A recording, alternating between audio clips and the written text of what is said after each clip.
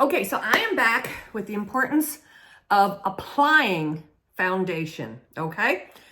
When we apply foundation, first we cleanse our skin, do your skincare program, and then we moisturize. After we're done moisturizing, our next step can be this. I recommend a foundation primer. This is Mary Kay's, whoops, upside down, foundation primer. It does have SPF 15 in it. I call it the Pennsylvania pothole filler because what it does is it goes over the skin and it smooths the skin out. It seems to help kind of fill in those extra pores, the lumps and the bumps.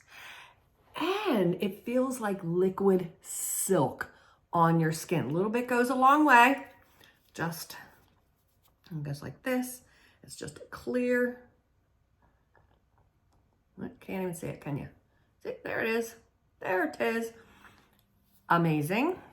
So I recommend a foundation primer.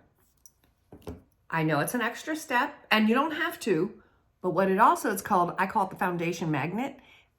You use less foundation and your foundation blends beautifully.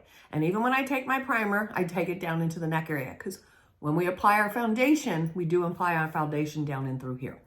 Okay, so we're going to talk about next the different type of tools. We have a sponge like this, which I recommend for the cream to powder, either this or our fabulous blending brush. I told you a little bit about the blending brush when I talked about cream to powder. This actually, they are bristles, but they are so tight. This particular tool and this particular gives you more coverage. So this can be used, actually, this blending brush can be used with both 3D and CC, okay? Now,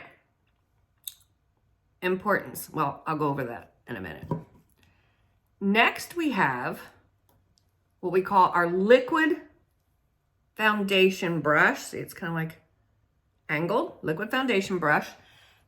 Hence, it's called liquid foundation brush for these two, okay? So for your CC cream or for that, this gives a medium coverage, medium to light coverage. Then we have our incredible blending sponge, okay? This is my blending sponge, that's why it looks a little funny, okay? The blending sponge. How you use a blending sponge, you get it wet first. Yes, you put it in water and it gets twice its size. Yeah, it gets bigger than this. And then you squeeze all the water out. And then you use it to apply your foundation. Now, this again gives more of a transparent or less coverage, okay? But it gives a smooth, beautiful coverage. Now, I will tell you what I do with this blending sponge. I need more coverage. I actually use this to put on my foundation primer. I do. I dampen this, put the foundation primer on, and it gives me just such a smooth look. Okay? So there you go. Your tools and tips to have perfect application for foundation. Now, I will tell you, these all need washed. I use Dawn dish detergent. Pour it in, really rinse them really good. Let them dry, okay? Super important to take care of our tools. And when applying foundation, we apply out and down, okay?